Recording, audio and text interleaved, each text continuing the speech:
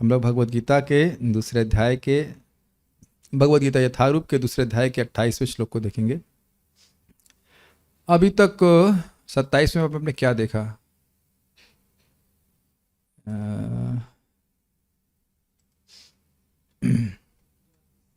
जातस्य हि ध्रुवो मृत्युर्ध्रुवं जन्म मृतस्य च तस्मादपरिहार्यार्थे न त्वं शोचितुमर्हसि।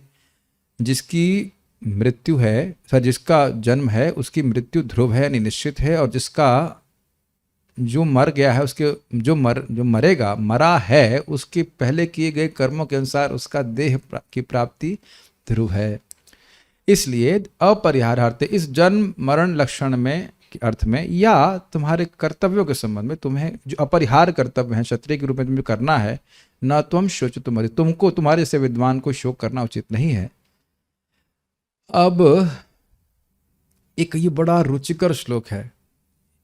वो कह रहे हैं ना तो आत्मा और ना शरीर दोनों के संबंध में तुमको शोक करने की जरूरत नहीं, क्योंकि ये अव्यक्त से आते हैं और अव्यक्त में मिल जाते हैं। दोनों के कॉम्बिनेशन, शरीर एक उपाधि है और वो उपाधि आत्मा के संग जुड़ी हुई है। उपाधि का मतलब समझ रहे, उप आदि जो बहुत निकट है। मन में हम मान रहे हैं कि हम ये देह हैं, देह से अतिरिक्त व्यतिरिक्त है आत्मा, अलग है देह, या आत्मा से व्यतिरिक्त है देह, दो कैसे भी आप ले लीजिए। लेकिन हम ये मान रहे हैं कि ये देह मैं हूं। तो दोनों मतलब दोनों के लिए चिंता करने की जरूरत नहीं। ये जो उपाधि प्रकट हुई, शरीर प्रकट हुआ है, पहले अव्यक्त अवस्था में था और उसके बाद कुछ समय के लिए रहेगा, उसका फिर वह अव्यक्त में ही मिल जाएगा। इसकी कोई सत्ता है नहीं, इसके लिए चिंता करने की जरूरत नहीं। मेरे पीछे बोलिए।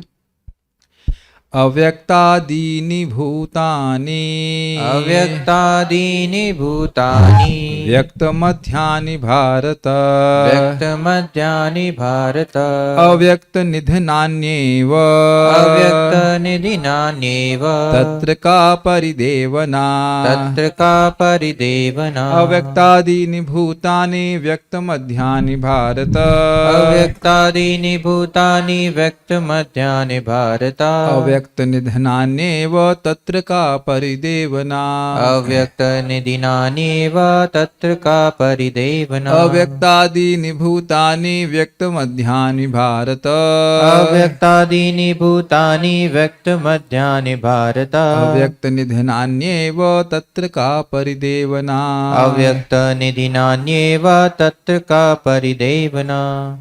अव्यक्तादीनि भूतानि व्यक्तमध्यानि भारत, अव्यक्तादीनि भूतानि व्यक्तमध्यानि भारत, अव्यक्तनिधनान्येव तत्र का परिदेवना, अव्यक्तनिधनान्येव तत्र का परिदेवना। अव्यक्तादीनि भूतानि व्यक्तमध्यानि भारत, अव्यक्तादीनि भूतानि व्यक्तमध्यानि भारत, अव्यक्तनिधनान्येव तत्र का परिदेवना, अव्यक्तनिधनान्येव तत्र का परिदेवना, अव्यक्तादीनि भूतानि व्यक्तमध्यानि भारत, अव्यक्तादीनि भूतानि व्यक्तमध्यानि भारत, अव्यक्तनिधनान्येव तत्र का परिदेवना, अव्यक्तनिधनान्येव तत्र का परिदेवना। Okay, will forward now. सारे जीव प्रारंभ में अव्यक्त में रहते हैं, मध्य अवस्था में व्यक्त होते हैं और विनष्ट होने पर पुनः अव्यक्त हो जाते हैं। अतः शोक करने की क्या आवश्यकता है? ये देखिए, ये बात जीवों पर भी घटित हो रही है और शरीरों पर भी घटित हो रही है। भूत का अर्थ जीव भूत भी है और भूत का मतलब ये प्रकृति के तत्व हैं। तो दोनों के अर्थ में आपको स्वीकार करना होगा, दोनों ही अर्थ लिए गए हैं। ये आपको पता होना चाहिए कि जीव शाश्वत है, लेकिन अभिव्यक्त हमेशा नहीं हो रहा है, ये बात बोली जा रही है। आप जानते हैं कि महाविष्णु के शरीर में वह अनअभिव्यक्त अवस्था में रहते हैं। उनकी सूक्ष्म इच्छाएं रहती हैं और उनका कर्म भी रहता है, जिसके कारण जब सृष्टि होती है तो उनको उस पूर्व प्रलय मतलब सृष्टि के पहले जो कर्म थे उसके अनुसार शरीर दिए जाएंगे, तो वह भी विद्यमान रहते हैं। कहाँ रहते हैं नहीं पता हमको, लेकिन क्योंकि मन और बुद्धि की सृष्टि बाद में होती है सृष्टि के, बट वो कहीं ना कहीं सूक्ष्म रूप से रहते हैं। उस पर मैं कुछ नहीं कहूँगा कहाँ रहते हैं। मन और सूक्ष्म शरीर है उसकी सृष्टि, तो वो तो जो देह दिया जाता है वह तो इधर दिया जाता है सृष्टि के बाद, लेकिन कुछ इसको लिंग देह कहते हैं, इस प्रकार से वो कारण शरीर का कहा जाता है, वो एक विद्यमान रहता है। मिथ्यांकार भी कह सकते हैं, वो रहता है, वह नष्ट नहीं होता है महाविष्णु के शरीर में रहने में। जब जीव उनमें लय मतलब उनके शरीर में रहता है, उसके बाद दृष्टिपात के द्वारा महाविष्णु प्रधान पे दृष्टिपात करते हैं और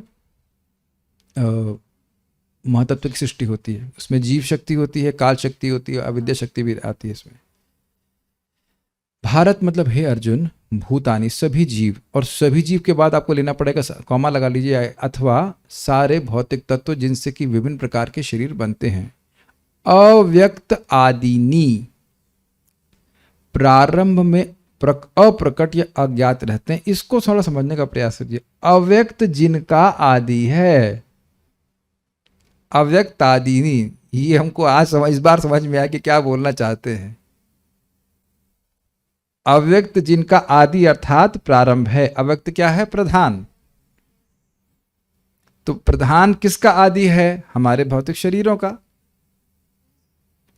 ठीक है, प्रधान जीवों का आदि नहीं है प्रधान। अच्छा, अब एक और बात है, इस रूम से क्लास के बाद कौन कौन लोग बाहर निकले पाए जाएंगे?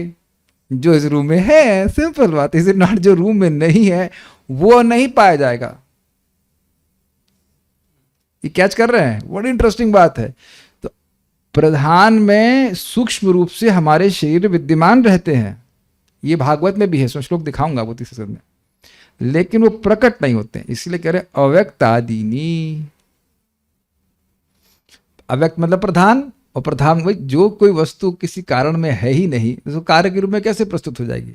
ऐसे ऐसे समझिए आप, इंटरेस्टिंग है। जैसे ये हारमोनियम अव्यक्त रूप में एक पेड़ में विद्यमान था, कैच किया आप लोगों ने? हारमोनियम लकड़ी से बना है, लेकिन जिस रूप में आपको दिख रहा है उस रूप में नहीं था, वो अव्यक्त रूप में एक पेड़ में विद्यमान था। नॉन डिफाइंड नहीं बोले, डिफिनेशन है सो अव्यक्त, जो अभिव्यक्त नहीं है, जो प्रकट नहीं है। कैसे? मान लो ये कौन सी लकड़ी कहते हैं उसको? नहीं शीशम नहीं है, साग बोलते हैं, नहीं एक शब्द सागवान, यस सागवान क्यों नहीं। तो क्या जब ये सागवान की लकड़ी से बना है, तो क्या ये हारमोनियम अमरूद के पेड़ में है? नहीं ही है, नहीं ही है। इसका आदि वो ही पेड़ जो सागवान का पेड़ है उसी में से है। अमरूद के पेड़ से हारमोनियम नहीं बनते हैं, जस्ट इन केस।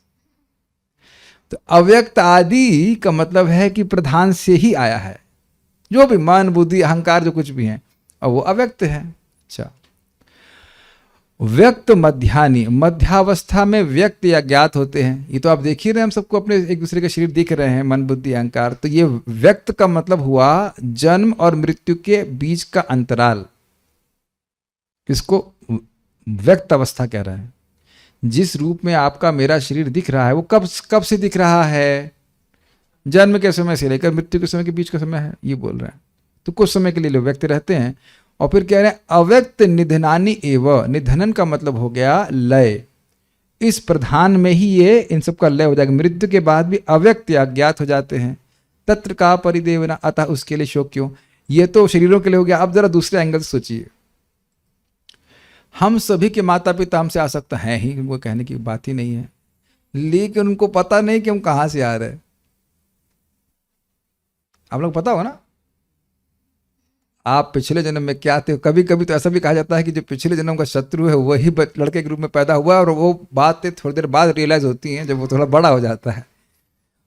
कुछ लड़के या लड़कियां बहुत परेशान करते हैं माता पिता को। ये बात मुझे आज थोड़ा समझ में आ रही कि माता का सुख का मतलब क्या हुआ। माता तो सबकी होती है, लेकिन माता का सुख क्या होगा? माता का सुख का मतलब हुआ कि माता आपके प्रति अनुकूल रहेंगी। आपने कभी देखा हो कि नहीं, कुछ लड़कों का अपने पिताजी से बहुत झगड़ा बनता है। मेरा तो कभी बनती ही नहीं थी, मुझे बात ही नहीं करते थे। आप लोगों का ऐसा किसी का कुछ है? कितने लोग हैंड रेस करना चाहिए समझ में यहाँ पे? सही में नहीं बनता आपका। और ऐसा नहीं कि कोई असुर है, कोई बनता ही नहीं है, कुछ एकदम अलग चलता है। तो जब हम लोग व्यक्त हुए तब तो नहीं पिताजी सोच रहे हैं कि अरे ये हमको दुख देने के लिए आया है, ये तो पिछले जन्म में क्या थे हम नहीं पता ना। इस अर्थ में प्रभुपाद कह रहे हैं कि भाई पिछले जन्म में कौन क्या था कौन जान रहा है। इस समय व्यक्त दिख रहे हैं और अब हमारे मान लीजिए मेरे से पिताजी का शरीर छूट गया, वो कहाँ गए कौन जान रहा है। तो सिद्धांत इन लोग बताते हैं बड़ा सुंदर कि जो वस्तु पहले नहीं थी और आगे भी नहीं रहेगी वो आज भी नहीं है। ये लेकिन इसका अर्थ ये नहीं कि जीव नहीं रहेगा, जीव जिस रूप में व्यक्त है उस रूप में नहीं रहेगा। ये समझ में आ गया? हाँ बोलिए। निधनानी मतलब लय हो जाएगा। विनाश के बाद वो जो शरीर के लिए बोला जाएगा, शरीर उन्हीं तत्वों में लय हो जाता है। अगर अव्यक्त नहीं समझ में आ रहा तो पृथ्वी में तो अव्यक्त रूप में है ना, वो खत्म होकर किसी में सारे तत्व में लीन हो जाता है। बाकी महाप्रलय होती तो सब कुछ प्रधान में लीन हो जाता है। ये बहुत अच्छा। एक और इंटरेस्टिंग है कि जो हमारा शरीर इस जीवन का है वह तो प्रधान से आया, हम नहीं कहेंगे, वह भी अव्यक्त रूप से आया है अंदर था, अर्थात पृथ्वी जल वायु अग्नि आकाश में है ना। अब अगर मैं ये कहूं कि आपका शरीर पृथ्वी में अव्यक्त रूप में था, वही उदाहरण दिया हारमोनियम वाला। हारमोनियम उस सागवान के पेड़ में अव्यक्त रूप में था, वो प्रोसेस से व्यक्त किया गया है। तो ये समझ में आ रहा है कि हमारा शरीर भौतिक तत्वों से बना है और उसमें अव्यक्त रूप में है। और फिर जब हमें जन्म मिलता है तो व्यक्त होते चले जाते हैं, उसमें एलिमेंट्स जुड़ते जाते हैं। अरे ये कोई कठिन काम नहीं है। आप घी पीना शुरू कीजिए, देखिए घी कैसे आपके शरीर में व्याप्त होता चला जाएगा, प्रकट होता जाएगा। होता है कि नहीं? प्रकट दिखता है कि नहीं? अरे यार बड़े लोग थोड़ा पोलाइट होते हैं तो बोलते हैं ये नहीं हो गए वैसे हो गए बोलेंगे आजकल बड़े हेल्दी हो गए आप। कहते हैं हाँ चमक रहे, वे बोले गाल तो बड़े चमक रहे हैं। तो वो चमक कहाँ से आ रही है? वो जो घी में अव्यक्त चमक थी वो आपके गाल में चमक रही है। Got it? और उसके बाद अगर थोड़ा वजन कम हो गया तो कुछ अव्यक्त तो चला गया, वो आपस में समाप्त हो गया। तो इट्स समथिंग लाइक दैट। क्या चिंता करना उसमें। वैसे भी आप लोग देखेंगे जो लोग यहाँ थोड़े से वजन लूज कर रहे हैं, वो वजन लूज करने पे दुखी तो नहीं होते हैं। आप लोग दुखी होते हैं? डिपेंड्स कि मतलब आपकी क्या इच्छा है। कुछ लोग जो मतलब भैंसे जैसे मोटे हैं, थोड़े मोटे हैं 10-20-50 किलो, तो वो चाहेंगे कि कुछ वजन छट जाए हमारा, तो उसके लिए रोते तो नहीं है ना। करता है कोई शोक? उसको तत्र का परिदेवना। क्या परिदेवना मतलब शोक करना? क्या शोक करना है उसके ऊपर? Okay, this is interesting. एक तो बात है कोई सिद्धांत मानो लेकिन रोना नहीं है, शोक नहीं करना है। तो समझ में आया? अव्यक्तादीनि भूतानि, जीव और उनके शरीर अव्यक्त से प्रकट होते हैं। जीव प्रकट होते हैं, जीव की सृष्टि नहीं होती है। व्यक्त मध्यानि भारत, हे भरतवंशी कुछ समय के लिए प्रकट होते हैं। अव्यक्त निधनान्य एवं, और अव्यक्त में ही वह उनका निधन हो जाता है। तत्र का परिदेव, क्या चिंता करना उसके लिए। महाराज बहुत अच्छा से बोलते हैं कि कोई घर में शरीर छोड़ा है, कोई व्यक्ति शरीर छोड़ा है, तो हम क्या कभी कल्पना कर सकते हैं कि गया कहाँ। और ये कितना घोर अज्ञान है कि हम किसी को शत्रु मान रहे हैं। चलो मित्र मानो तो अच्छी बात है, लेकिन शत्रु मान रहे हैं और मान लो उसकी आज मृत्यु होगी तो हमको पता भी नहीं चलेगा कि वो गया कहाँ। ये तो बहुत बड़ा अज्ञान है। मित्र मानिए अच्छी बात है, लेकिन शत्रु मानना ये कोई बहुत अच्छी बात नहीं है। बहुत चेतना दूषित होती है। अच्छा भाव रखना चाहिए लोग। क्लास में तो नहीं बोल सकते हम। मेरे को आज एक बहुत अच्छा स्रोत बोला कि आपका इस साल में या इस आपकी उम्र है उसमें एक व्यक्ति आपको परेशान करना लिखा हुआ है। That help me a lot, कि परेशान करेगा ही। तो अब हमको लग रहा है कि हमको परेशान कर रहा है, वो हमारा ही कर्म है जो हमारे पास आ रहा है। वो तो व्यक्ति एक हेल्पलेस माध्यम है, माध्यम भी नहीं है, असहाय माध्यम है। नहीं तो आप देखेंगे कि बहुत बार लोग कोई परेशान करते हैं, फिर आप कहेंगे इतना तो हमने बुरा नहीं किया कि जो हमको इतना परेशान करें। या आप फिर प्रश्न करेंगे कि हमने किया क्या जो इतना हमको परेशान कर रहे हैं।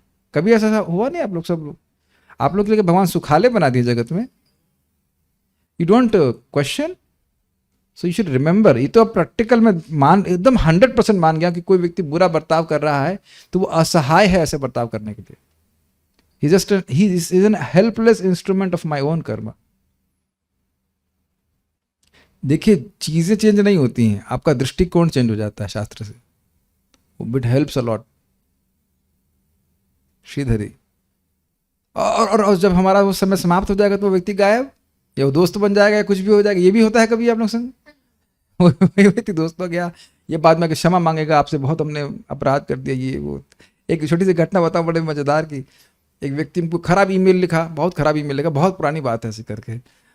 बाद में वो कोई दिन के बाद, मतलब शायद 1 साल के बाद, मैं ध्यान ही नहीं, कोई भी मुझे हेट ईमेल लगता है तो मैं डिलीट बटन दबाते, पढ़ता भी नहीं हेट, अच्छा ठीक है डिलीट कर दो, कौन पढ़ेगा, अपनी गाली कौन सुनेगा, अच्छा लगता है हम तो कुछ लोग उसको सेते रखते हैं, बार बार उसको पढ़ते हैं, क्या डिलीट मारो खत्म।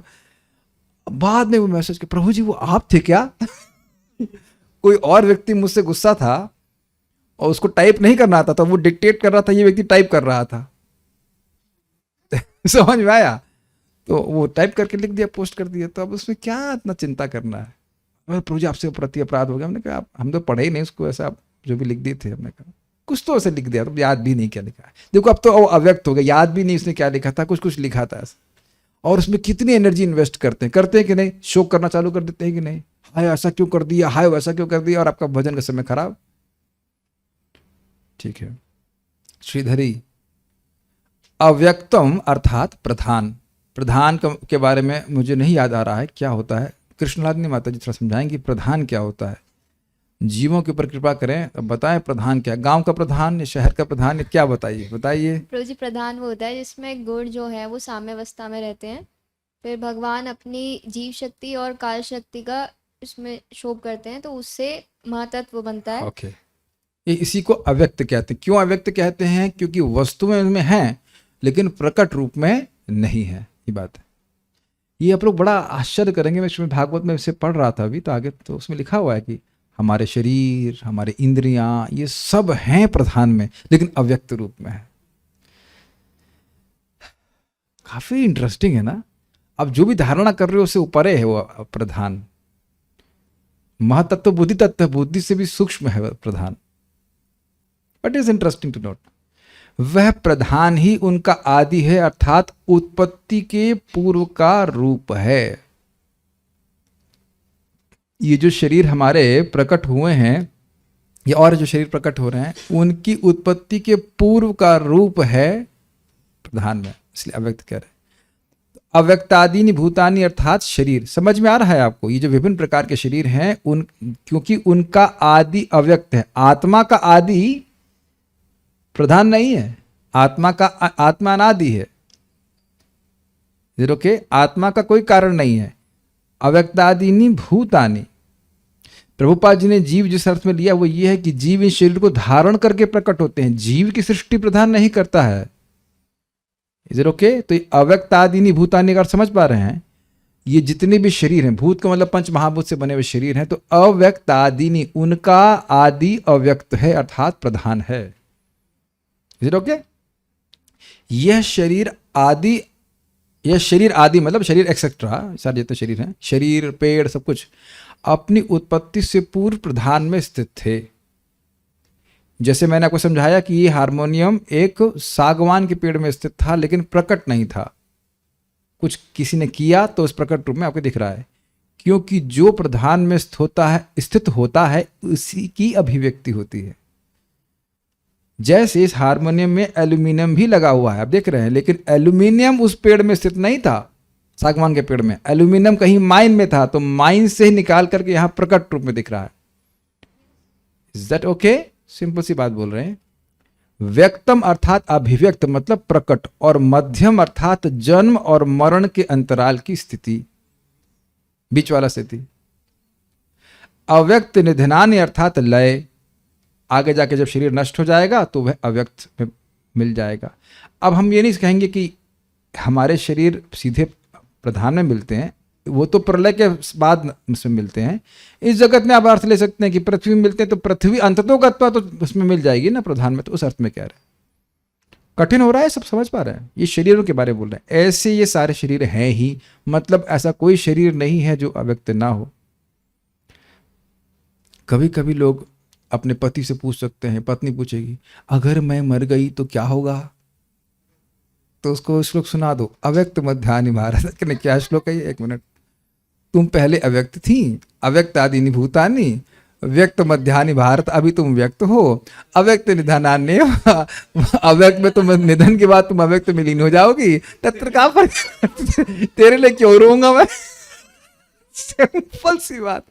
तो यदि आपने गीता पढ़ी तो पत्नी के मरने पे कोई शोक नहीं करेंगे, पति के मरने पे भी शोक नहीं करेंगे। पति को ऐसे नहीं बोलना चाहिए, पति मजाक कर सकता है, पत्नी को मजाक नहीं करना चाहिए। पति को गीता नहीं पढ़ानी चाहिए, समझ आ रहा है, पति पढ़ा सकता है। और वस्तुतः ये हो भी तो रहा है, इस जगत में कौन रो रहा है, वो केयर्स।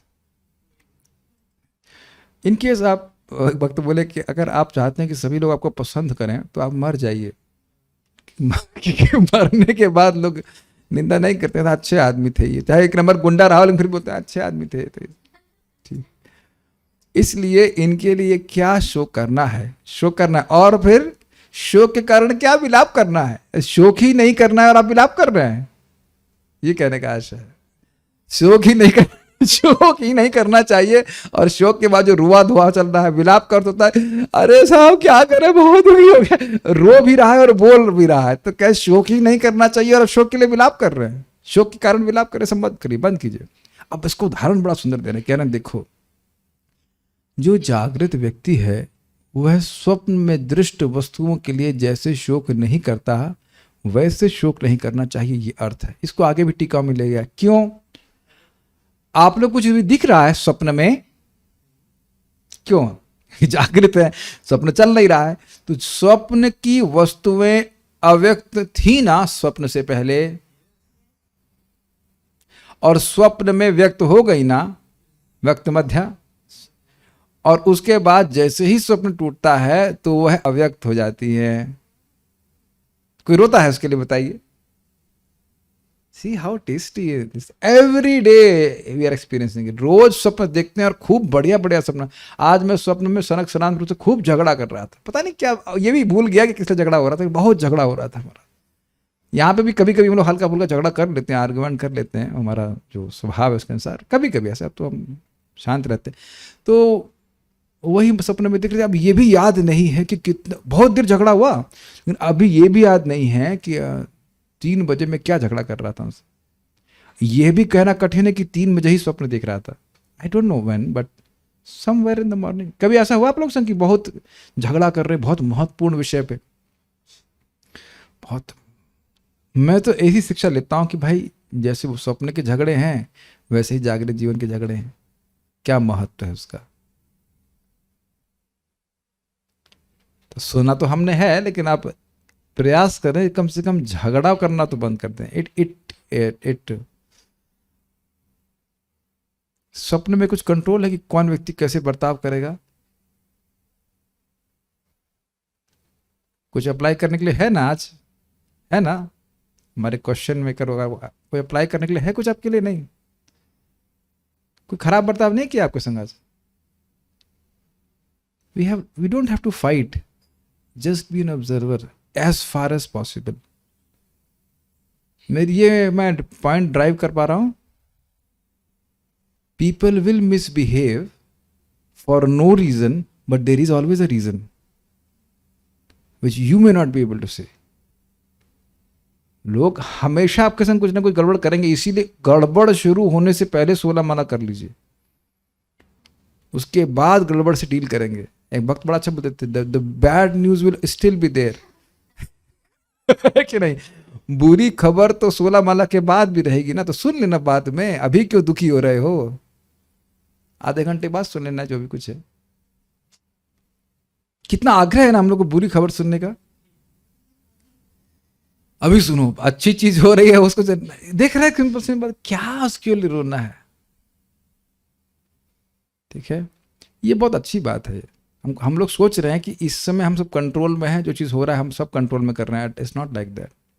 श्रीपद रामानुजाचार्य जी की टीका देखिए, ये मनुष्यादि प्राणी ऐसे ही द्रव्य हैं जिनकी पूर्वावस्था जन्म से पूर्व की अवस्था उपलब्ध यानी प्रत्यक्ष नहीं है, और उत्तरावस्था यानी मृत्यु के बाद की अवस्था भी उपलब्ध नहीं है। केवल मनुष्यत्वादि मध्य की अवस्था वर्तमान अवस्था ही प्रत्यक्ष है, और ये अपने अपने स्वभाव में ही बरत रहे हैं। अतः इनके विषय में शोक का कोई भी कारण नहीं है। छोटी सी टीका है लेकिन बड़ी सुंदर है। देखिए, पिछले श्लोक में बोला गया था कि विनाश क्या है, किसी द्रव्य की वर्तमान स्थिति का परिवर्तन ही उसका विनाश कहा जा रहा है। माने कि विनाश हो नहीं रहा है, परिवर्तन हो रहा है केवल। Is that okay? तो कह रहे हैं कि इस समय जो मनुष्य आदि प्राणी जैसे द्रव्य हैं, इट्स लाइक काफी इंटरेस्टिंग है कि हम भी एक हमारे शरीरों को या जो भी कह लीजिए उसको एक द्रव्य, एक ऑब्जेक्ट, एक मैटर की तरह देख रहे हैं। तो अब आप स्पष्ट देख रहे हैं कि इस समय जो शरीर प्राप्त है वह 5 साल पहले तो नहीं प्राप्त था, 10 साल पहले तो प्राप्त नहीं थे। तो स्पष्ट देखा जा रहा है। हमारे अनीश प्रभु ने अपने व्हाट्सएप पे बहुत बचपन का फोटो लगा रखा है, पता नहीं, एकदम विश्वास ही नहीं होता कि उनका फोटो है ये। आप लोग का पुराने बचपन का फोटो है कि नहीं, एकदम ले लो 5 साल का, 10 साल का फोटो, तो वो कहाँ गया? वो शरीर तो अव्यक्त हो गया कि नहीं हो गया? आप दिखाएंगे तो पहचान भी नहीं पाएगा कोई आपको। तो कह रहे हैं कि अभी वो बोल रहे हैं जन्म से पूर्व की अवस्था। अब आप पिछले जन्म में चले जाएं तो वो तो अव्यक्त है कि नहीं? कुछ कुछ तो याद आती होगी आपको, तो नहीं आती है। और अब इस मृत्यु के बाद का शरीर तो दिखने ही लग गया होगा, सब रियलाइजेशन आ गए होंगे कि क्या आप होने, क्या स्वरूप मिल रहा है, क्या आगे होने वाला है। Let's reflect upon it. कुछ दिख रहा है? कुछ भी नहीं दिख रहा ना कि आगे हम कैसे, मैं नहीं सोच पा रहा हूं कि मैं कैसा लगूंगा या लगूंगी। या माता जी लोग तो सोचेंगे कि आप लोग कैसे लगेंगे या लगेंगी। छिपकली नहीं बनेंगी, इसमें तो संदेह नहीं लग रहा है। संदेह लग रहा है, छिपकली नहीं बनेंगे, इतना तो खराब खराब नहीं किया, छिपकली नहीं बनेंगे। लेकिन क्या बनेंगे ये आपके सामने नहीं आ पा रहा ना। किसी के सामने आ रहा है कोई रियलाइजेशन दुआ जी? तो ये अव्यक्त है ना हमारे लिए। आगे जो होने वाला है वो दिख नहीं रहा है, पहले था वो दिखने, दिख क्या रहा है जो अभी सामने है। और वह भी क्या है, उसमें भी लोग अपने अपने स्वभाव के लगे पड़े, अपने स्वभाव के अनुसार। ये और मजेदार है, हर आदमी अपने स्वभाव के अनुसार कार्य कर रहा है, तो क्या रोना उसके लिए। अब मैं तो बताए बिना रहा नहीं जा रहा, मैं बोलना नहीं चाहिए पब्लिक क्लास में, लेकिन आज ही हमको एक अस्ट्रोलॉजर बड़ा बोले कि तुम पिछले जन्म में ब्राह्मण थे। So see that is continuing in life. नहीं तो इंजीनियरिंग से उठ करके गीता बोलना का तो कोई मतलब नहीं बनता ना। I am happy to at least hear this, so we should continue with that. उसी स्वभाव के अनुसार कार्य कर रहे हैं ना। आप देख रहे हैं कि कुछ लोग हैं जो पैसा कमा पाते हैं बिजनेस करके, उनकी प्रवृत्ति है वो पिछले जन्म से चल रही है। तो अब हमने करना क्या, जो हमारे स्वभाव है उनको भगवान की सेवा में लगा देना। दिस इज, अब मैं और डिटेल में जाऊंगा तो विश्वास नहीं करेंगे, इसलिए मैं चुप हूं इस पे। लेकिन this is amazing how we are just carrying our previous life स्वभाव। ये हम लोग कई बार चर्चा कर चुके हैं। संस्कार आपके चित्त में बने उस कार्य को करने के लिए, और वो कार्य आपके इस जीवन में बड़े आसान होते हैं करने के लिए। बुद्धिमान ये है कि उन कार्यों को आप भगवान की सेवा में लगा दीजिए। ये हम चेंज नहीं कर पाते अपना स्वभाव, एटलीस्ट इतना आसानी से नहीं होता। बता रहे थे मैं जिद्दी स्वभाव का हूं। उन्होंने कहा हाँ, ये कैसे मालूम चल गया इसको? This is a fact. आप लोग को लगता ही हो गया, लगने लग गया होगा ना। ये तो कोई संदेह नहीं इसमें। ये क्लासरूम के लिए भी ऑब्जेक्शन था कि यहाँ क्लासरूम मत बनाइए, यज्ञशाला है, ये है, वहाँ करिए। हमने कहा नहीं, यही करना है और यही करना है और यही करना है, मतलब। फिर मैंने कहा टाइल्स लगवानी है, कितने टाइल्स क्यों लगवाओगे, क्या जरूरत है ऐसे? तुमने कहा नहीं, करना है और करना है और करना है और करना है। आई एम जस्ट, अब मैं सोच रहा हूँ जब जिद्दी हूँ ही तो अब इस जिद को भगवान में लगाना चाहिए कि हाँ, भगवान की भक्ति करनी है और करनी है और करनी है और करनी है। छोड़ तो पा नहीं रहा हूँ। आप लोग अपना स्वभाव छोड़ दे रहे हैं, ऐसा कुछ ऐसा त्याग दे रहे हैं? नहीं प्रभु जी, हम आप ही की तरह ढीठ ही है। ना ना ना, नॉट गोइंग टू चेंज। आप छोड़ पाए अपना स्वभाव? नहीं, ये मैं मजाक नहीं कर रहा हूँ। परम पूज्य राधा गोविंद महाराज जी का आप प्रवचन सुनिए, भागवत धर्म में वो श्लोक है जो विनुसृत स्वभाव, क्या श्लोक है वो? कायेन वाचा मनसेन्द्रियैर्वा बुद्ध्यात्मना या विनुसृत स्वभाव। जो जिस स्वभाव के संग प्रकट हुआ है वो चेंज वेंज नहीं होता। कोई क्रोधीला है, कोई कुछ है, तो अब उसको भगवान की सेवा में लगा दे तो वो पवित्र हो जाता है। हाँ, ये बुद्धिमान व्यक्ति भी, बड़ा बड़ा बुद्धिमान व्यक्ति, ज्ञानी व्यक्ति भी अपने स्वभाव के अनुसार ही कार्य करता है. It's not that easy to just change things. क्योंकि हम लोग एक और भी बात करेंगे कि हम लोग, अरे आप ऐसा क्यों कर रहे हैं, ऐसा चेंज कर लीजिए. He can not change, he has to be like that. उसको ऐसे बर्ताव करना पड़ेगा. अरे आप इतने रजोगुणी क्यों हैं, क्योंकि हैं. तब उस रजोगुण को भगवान की सेवा में लगाए. कोई रजोगुणी है, कोई तमोगुणी है, कोई सत्वगुणी है, जो कुछ भी है, लेकिन उसको भगवान की सेवा में लगाए. This is very nice. शोक, चिढ़ने की जरूरत नहीं. ये व्यक्ति ऐसा कैसा है, वैसा कैसा है, ये भगवान करे क्या शोक कर रहे हो. पहला तुमको पता नहीं पिछले जन्म का, आगे का होगा पता नहीं है. इस समय भी वह तुम्हारे कंट्रोल में तो कर नहीं रहा काम, वो अपने स्वभाव के अनुसार कर रहा है. कि अभी बताइए कि अर्जुन तो बाप नहीं है ना दुर्योधन के. दुर्योधन जैसा है वैसा है, पिछले जन्म के हिसाब से कार्य कर रहा है, उसके लिए क्या रोना है बताइए. तो दिस इज सिंकिंग इन. अव्यक्त के किस तरह से अर्थ ले रहे हैं कि अव्यक्त का अर्थ मतलब इस, ये जो जन्म जीव का देख रहे हो, उससे पहले तो आप देख नहीं रहे थे, और शरीर छोड़ने के बाद वो कहाँ चला जाए कुछ पता नहीं है. इस जन्म में उस स्वभाव के अनुसार कार्य कर रहे हैं. आपके अनुसार तो कुछ कर नहीं रहा है, आप क्यों रो रहे हैं. जब आपके कंट्रोल में कुछ है नहीं तो रो क्यों रहे हैं आप. कुछ समझ में आ रहा है. ये बड़ा इंटरेस्टिंग टीका है. जब आप हमारे कंट्रोल में कुछ है तो नहीं, वो अपने स्वभाव के अनुसार कार्य कर रहा है, तो आप क्यों रो रहे हैं, उसके लिए परेशान क्यों हो रहे हैं. ये बहुत सटल पॉइंट है. माता पिता बड़े परेशान रहते हैं, लड़का मैथ्स नहीं पढ़ रहा है, मैथ्स नहीं पढ़ रहा है. अरे भाई वो मैथ्स पढ़ने के जन्म ही नहीं लिया है. He might be a businessman और something else. Make sense to you. Okay. एक प्रश्न है कि जीव अव्यक्त रूप में महाविष्णु में रहते हैं, तो क्या जीवों के आदि महाविष्णु हैं. देखिए, अगर आप ये कहें कि आदि का अर्थ उस तरह से ले रहे हैं जैसे सृष्टि के अर्थ में, तो ये बात गलत होगी. जीवों की सृष्टि नहीं होती है. बार बार भगवान गीता में कहते हैं, गीता में कह रहे हैं ना, हाँ, न त्वेवाहम जातु नासम न त्वम नेमे जनाधिपा न चैव न भविष्यामा सर्वे वयमतः परम. ऐसा कोई समय नहीं था कि तुम नहीं थे और मैं नहीं था, या आगे कोई नहीं रहेंगे, सब हमेशा रहें. तो हम सभी लोग अनादि हैं. तो आप सृष्टि के अर्थ मत लीजिए, लेकिन हाँ, महाविष्णु के शरीर से वो प्रकट होते हैं. ये आप लोगों को बहुत हल्की बातें लग रहे हैं, ये बहुत डीप बातें हैं. अगर आप इसको स्वीकार कर सकें तो we tend to control people so much. आप लोग देखें, कुछ लोगों की बहुत कंट्रोलिंग मेंटालिटी होती है, बहुत लोग परेशान हो जाते हैं उससे. अब दिक्कत यह है कि वह भी उनका स्वभाव है. जो व्यक्ति मान लिया किसी के पिताजी माताजी, कुछ लोग होते हैं ना, बहुत यहाँ बैठो, ऐसे करो, हो ऐसे करके, देखा आपने. और उसको पता है वो जस्टिफाई कर, ये सुनिए बड़ी इंटरेस्टिंग है हमारा स्वभाव, हमारा चिप उस तरह से बिल्डअप है, और मन उसको जस्टिफाई करता है. हमको एक भक्त बोल रहे थे, उनका बड़ा कंट्रोलिंग स्वभाव है कि माता, उनके बच्चे बड़े परेशान हैं. तो मैंने कहा आप इतना क्यों कर रहे हैं, बड़े हो गए बच्चे. नहीं प्रभु जी, हम उनके हित का सोच करके कर रहे हैं. तो हमने कहा आप भृगु हो गए ना, त्रिकाल दृष्टा हो गए कि हमेशा आप हित के लिए सोचते हैं. ये कैसे जानते हो कि आप हमेशा हित के लिए सोच रहे हो. वो अपने स्वभाव को जस्टिफाई करना शुरू कर देते हैं. Make sense to you. जो स्वभाव, ये बड़ा सूक्ष्म बात है कि मैं अपने स्वभाव को प्राप्त हूं, तो स्वभाव ये नहीं बोलेंगे मेरा स्वभाव है, मेरा कंट्रोलिंग नेचर.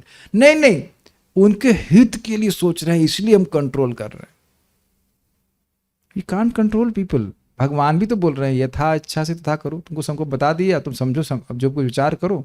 नहीं सुनोगे तो नष्ट हो जाओगे, सुनोगे तो कृपा प्राप्त करके सारे दुर्गों से पार हो जाओगे. लेकिन तुम्हारी जो इच्छा है वो करो.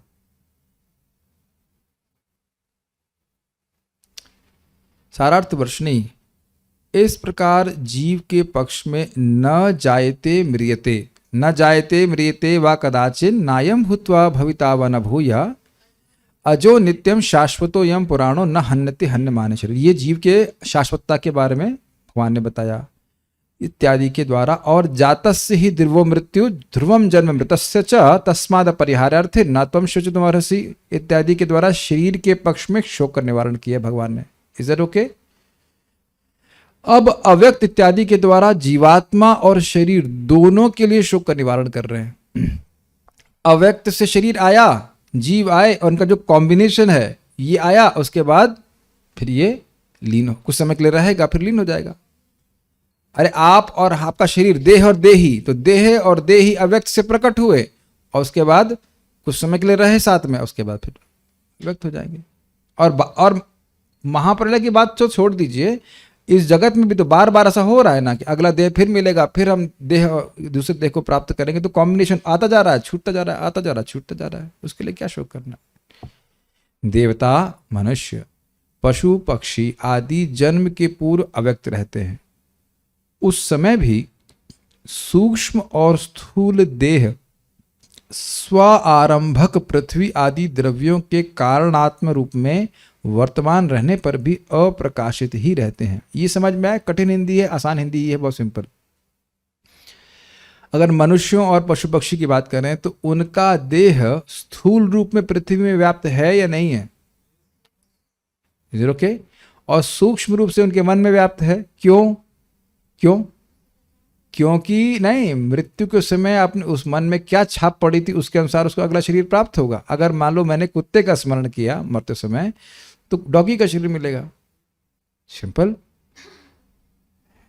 अगर मान लीजिए किसी ने अपनी पत्नी या लड़की का स्मरण किया तो लड़की का शरीर प्राप्त होगा, और बेटे या किसी भी पुरुष का स्मरण किया तो उसको पुरुष का शरीर प्राप्त होगा। तो सूक्ष्म रूप से मन में लॉज है ना वो रूप, अभी व्यक्त नहीं हुआ, कुछ समय के बाद प्राप्त होगा। Is that okay?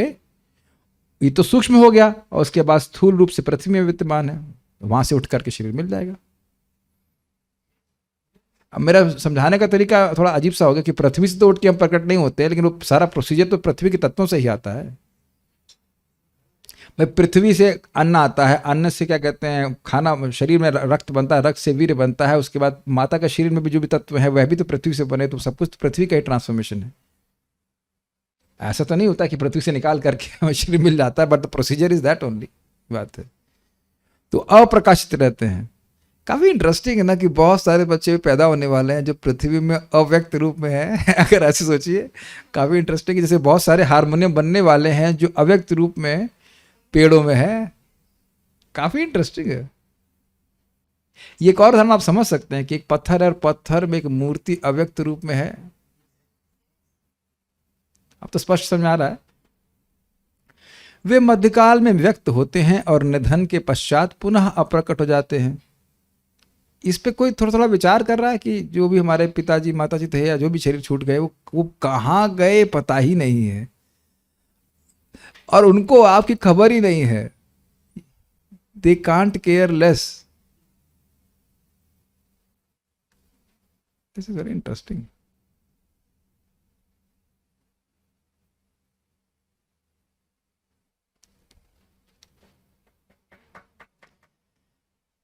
मन में आ रहा था बोलने के लिए, लेकिन आप लोग विश्वास नहीं करेंगे इस पे। बोल दे। पिछले जन्म में से मैं बता रहे थे वो कि मैं ब्राह्मण था और हमसे कुछ गलत कार्य हो गया था, तो मेरा मोक्ष नहीं हो पाया था। तो उस गलत कार्य की वजह से भी मैं नरक नहीं गया। I went to heaven because, बातें बड़ी अजीब सी लग रही होंगी but he is actually from very interesting बातें वो बताता है कि I went to heaven and then again took birth here but did not go to hell because I was cultivating spiritual practice. क्योंकि आध्यात्मिक अनुशीलन में लगा था, उसने स्पष्ट बोला कि आप नरक नहीं गए थे, आप स्वर्ग गए, उसमें पुण्य भोगे, उसका फिर वहां पे आए। एकदम प्रैक्टिकल दिख रहा है। अपूर्व अभ्यास तेने व हिरेते ही वशोपिसा। अब मैं अपना कोई गुणगान नहीं कर रहा, हम खाली जस्ट बोल रहे हैं कि हमको बड़ी श्रद्धा हुई कि जो बात हम गीता में सुन रहे हैं वो प्रैक्टिकली वो भृगु जी भी बोल रहे हैं भृगु संहिता से। वो सबका लिखा रहता है, इसमें ऐसा रहेगा तो ये ऐसा ऐसा चलेगा। किसी भक्त से कुछ गलती हो भी जाती है, गलती हम नहीं बताएंगे, लेकिन जो भी गलती हो भी जाती है तो वह भी नरक नहीं जाता है। So he just continue with our next life. देखते इस बार पार हो जाता अच्छा रहे। आप लोग आशीर्वाद दीजिए। मैं इसलिए खूब प्रीचिंग कर रहा हूँ। एक भी स्टूडेंट पहुंच गया तो मुझे प्रभु जी ने गीता पढ़ाई, चलो चलो उसके लिए चलो, इसलिए बहुत पकाया या बहुत पकाया, चलो उसके लिए चलते। मे भी आप में से कोई पहुंच जाए तो हम भी पहुंच जाएंगे। कोई बात नहीं, मैं अगले जगह मैं फिर आऊंगा गीता क्लास बोलने के लिए। I have no problem, whatever Krishna wants. बस बड़ा सुंदर बात है। मुझे पता है भाषा समझ में नहीं आ रही, ये लोग कहेंगे क्या बक रहे हैं, क्या बोल रहे हैं, लेकिन एक्चुअली वैसे बात नहीं। शास्त्र है वो, शास्त्र ही त्रिकाल दृष्टा, भृगु संहिता, भृगु मुनि सबके बारे में सेटिंग करके रखे हैं। अब आप लोग नंबर नहीं पूछिएगा उसका, but this is there. We are just continuing from our previous lives. We are just continuing that. Actually, ये मजाक के लिए नहीं बोले, प्रपात बोले हैं, भक्ति is a eternal process. तो कौन शो कर रहा है? और वैसे भी कौन शो कर रहा है पिछले जन्म का? इज नॉट कोई शो कर रहा है, कोई शो नहीं कर रहा है. काफी इंटरेस्टिंग है. पुनः प्रकृति महाप्रलय में भी कर्म मात्रादि के रहने से जीवों के शरीर सूक्ष्म रूप में वर्तमान ही रहते हैं. अब इसको थोड़ा समझना पड़ेगा, ये लाइन को क्या बोले. महाप्रलय का मतलब हुआ ब्रह्मा जी का जीवन अवधि पूरी समाप्त हो गई. उसके बाद सब जीव महाविष्णु में चले जाते. तो ऐसा नहीं है कि उनकी वो जो शरीर है स्थूल रूप में तो नहीं, लेकिन सूक्ष्म रूप में वो उनकी इच्छाएं रहती हैं और उन इच्छाओं के साथ वो महतत्व में प्रवेश करते हैं. जब महाविष्णु प्रधान पे दृष्टिपात करते हैं तो वह दृष्टिपात में जीव शुद्ध रूप में नहीं है, जीव अपने इच्छाओं के साथ उसमें स्थापित किया गया. और उस इच्छा के तो वो एक प्रकार का शरीर है कि नहीं. मान लो पिछले जब प्रलय हुई थी तो व्यक्ति एक असुर था, करके खत्म हो गया वो प्रलय में. तो असुर के ही रूप में अगले सृष्टि में प्रकट होगा. यद्यपि जब प्रधान है तो ना नाम है ना रूप है, प्रधान में कोई नाम रूप नहीं है. और महाविष्णु के शरीर में भी आप जानते हो निष्प्रपंच अवस्था में कोई नाम रूप नहीं है, लेकिन वह सूक्ष्म रूप में विद्यमान है. अगला शरीर होगा, अगला सृष्टि होगी तो फिर उस जीव को नाम और रूप दिया जाएगा, भौतिक रूप और भौतिक नाम. समझ में आ गया? ठीक है. अतः सभी जीव आदि और अंत में अव्यक्त किंतु मध्य में व्यक्त रहते हैं. श्रुतियों के प्रार्थना में भी कहा गया है. चलो मेरे पीछे बोलिए, बड़ा इंटरेस्टिंग है, सीख लीजिए कैसे गाते हैं इसको. वेद स्तुति आ ही गया. स्थिर चर जात यह सूरजयोथ निमित्त युजो.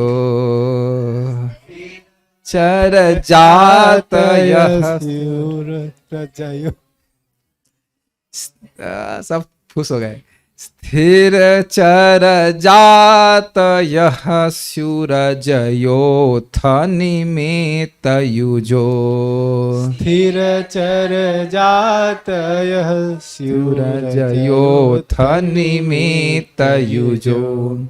विहर उदीक्षया यदि परस्य विमुक्ततः. विहर उदीक्षया यदि परस्य विमुक्ततः. इतना ही है, पूरा श्लोक तो आगे है, इतना ही इसका अनुवाद किया जाएगा. फिर से बार बोलिए इसको. ऐसे ही गाया जाता, बड़ा सुंदर गाने का शैली है ना. स्थिर चर जात यः सूरजयोथ निमित्त युजो. स्थिर चर जात यः सूरजयोथ योथ निमित्त युजो. विहर उदीक्षया यदि परस्य विमुक्ततः. विहर उदीक्षया यदि परस्य विमुक्ततः. ऐसे करके आगे भी जाता है. इसका क्या अर्थ है देखिए. हे नित्य मुक्त दिव्य भगवान, आपकी भौतिक शक्ति विविध जड़ तथा चेतन जीव योनियों को उनकी भौतिक इच्छाएं जगाकर प्रकट कराती है. स्पष्ट समझ में आ रहा है. जो उनकी भौतिक इच्छाएं थी, कोई पेड़ बनना चाहता तो पेड़ बन गया, जो जैसे जिसकी इच्छा थी प्रलय के पूर्व और सृष्टि के पूर्व और प्रलय के बाद. लेकिन ऐसा तभी होता है जब आप उस पर अल्प दृष्टि डालकर उसके साथ क्रीड़ा करते हैं. क्या अर्थ है? जैसे किसी की पत्नी सो रही हो और उसको उठाए को कुछ सेवा हुआ करे, कुछ खाना पकाए, कुछ करे तो अच्छी लगती है. ऐसे सोती सोती पत्नी अच्छी नहीं लगती है. तो भगवान की भी एक पत्नी है माया शक्ति. भगवान कहते हैं क्या ये सो रही है, उठाओ उसको, उठाओ उसको. तो भगवान दृष्टिपात के द्वारा उनको जागृत करते हैं. समझ गए जागृत का अर्थ क्या? प्रधान के गुणों को एक्टिवेट कर देते हैं और उसके बाद उसमें जीवों को गर्भस्थ कर देते हैं. उसके बाद जीव, जैसे माँ शरीर देती है ऐसे ही जीवों को विभिन्न शरीर माता प्रकृति देती है, लेकिन आर्बिट नहीं देती हैं. आर्बिट का मतलब होता है आर्बिट्रेरी. ये नहीं कि हाँ चलो भाई अब इसको असुर बना दो, किसी को देवता बना दो. वो पिछले प्रलय से पहले, सृष्टि से पहले जो था वो चलता है. ये बड़ा सुंदर कॉम्बिनेशन है. इतनी अकल तो हम लोग को हो ही नहीं, है ही गई है कि गलत कार्य नहीं करने चाहिए, गलत इच्छाएं नहीं रखनी चाहिए, अच्छे कर्म करने चाहिए. मुक्ति होगी तो आगे की बात है, कम से कम हम असुर और पेड़ तो नहीं बनेंगे. अच्छा, इतनी अकल तो सबको होनी चाहिए. ठीक है. अर्थात कर्म रूप निमित्त के साथ चराचर जीवों का आविर्भाव होता है। मतलब जैसे उन्हें पहले कर्म किए थे, निमित्त का मतलब कारण, उसी के कारण जीवों को दशा प्राप्त होती है, या तो चर या अचर अवस्था में। अतः शोक के लिए विलाप क्यों? उन्होंने पहले जैसे इच्छाएं करी थी, वो इच्छाएं कैसी थी? उनके कर्म के अनुसार थी, और भौतिक प्रकृति उनको निष्पक्ष रूप से देती है जब भगवान उसको एक्टिवेट करते हैं। तो क्या करना, शोक के लिए क्या, शोक की क्या जरूरत है? श्रीमद् भागवत में नारद जी भी कहते हैं, याद होगा आपको श्लोक, यन्मन्न से ध्रुवम लोकम अध्रुवम वा न चोभयम सर्वथा ही न शोच्यास्ते स्नेहादन्यत्र मोहजात। अगर आप लोग को याद हो, ये बहुत उसके ऊपर हम लोग चर्चा किए थे। यदि तुम आत्मा को ध्रुव मानते हो, यदि नहीं मानते हो, या दोनों ध्रुव या ध्रुव मानते हो, या दोनों ध्रुव और अध्रुव नहीं मानते हो, तो भी तुमको शोक करने का जरूरत नहीं। शोक जो कर रहे हो केवल तुम्हारे मोह के कारण है। युधिष्ठिर महाराज के लिए था। युधिष्ठिर महाराज अपने ताऊ जी और ताई जी के लिए शोक कर रहे थे कि कहाँ चले गए हमारे धृतराष्ट्र ताऊ और गांधारी ताई, ठीक है, विदुर चाचा जी भी। हाँ, अर्थात यदि मनुष्य को जीव रूप में नित्य मानते हो, जीवात्मा नित्य है अगर वो मानते, या देह रूप में अनित्य मानकर विचार करो, या तो तुम मानो कि भाई आत्मा है, नित्य है, तो शोक नहीं करने की जरूरत है, और या फिर अध्रुवम देह रूप मानो जो निरंतर परिवर्तनशील है, तो शोक करने की जरूरत है। अथवा अनिर्वचनीय होने के कारण नित्य तथा अनित्य दोनों ही रूप में विचार करो कि भाई ये कुछ समझ नहीं आ रहा है कि नित्य है, वो कुछ वर्णन नहीं किया जा सकता है कि ये नित्य है कि अनित्य। जब वर्णन ही नहीं किया जा सकता है तो फिर शोक क्यों कर रहे हो? इसको हम यहाँ ज़्यादा एक्सप्लेन नहीं कर सकते, इसके लिए आप लोग रेफरेंस दे दिया गया, इसको आप लोग भागवत अध्यावन से पढ़ लीजिएगा, वहाँ बहुत मेहनत करके पढ़ाया गया था। है बड़ा विचार नहीं और रुचिकर बात है। मतलब शोक का कोई कारण नहीं है, दोनों ही रूपों में विचार करो। किसी भी प्रकार से विचार करने पर तुम शोक के पात्र नहीं हो। मोह जनित स्नेह के अतिरिक्त शोक का कोई अन्य कारण नहीं है। मोह तो समझ ही रहे हैं, मोह का मतलब होता है वस्तुओं को यथावत नहीं देख पाना, और इसी कारण से व्यक्ति शोक करता है, अन्यथा कोई कारण नहीं। अब हम गीता भूषण को कर लेंगे, आज बहुत हुआ, इसको थोड़ा बार पढ़ लीजिएगा, बहुत सारी बातें हैं टू अंडरस्टैंड। तमोगुण का सेवा में कैसे लग सकते हैं? क्या लगना है आपको? कह रहे हैं तमोगुण की सेवा। एक इंटरेस्टिंग चीज बताता हूँ आपको। कभी आपको ऐसा लगा है कि ये काम करना चाहिए अभी, लेकिन छोड़ो बाद में करते हैं? इस कॉल्ड प्रोक्रास्टिनेशन। ये तमोगुण की वजह से होता है। आपको पता है कि इस समय कर लेना चाहिए, कर लेंगे, क्या है, ये एक तमोगुण का विशेष लक्षण है। आप लोगों से कभी नहीं होता है? अच्छा, तो ये एक तमोगुण का लक्षण। बाकी नींद आ रही है, आलस आ रहा है, ये सब तमोगुण का लक्षण है। अब सभी लोग से कम और बेशी प्रभावित होते हैं, इसीलिए सुबह जप कर लिया करो। अब एक ही बात को बार बार क्यों रिपीट करता हूं? सुबह आपने जब छोड़ दिया, माला की तो टांग दिख नहीं रही, माला तो कहाँ भागेगी? कर लेंगे करते करते पूरा दिन निकल जाएगा और फिर नहीं कर पाएंगे।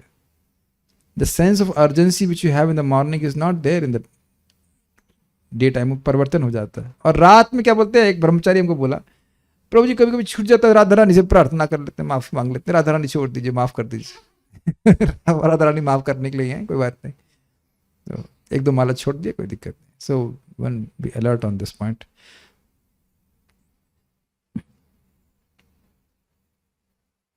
Okay, so what else? Plan करना, स्टॉप हियर। श्रीमद् भगवद गीता की जय, श्रील प्रभुपाद की जय।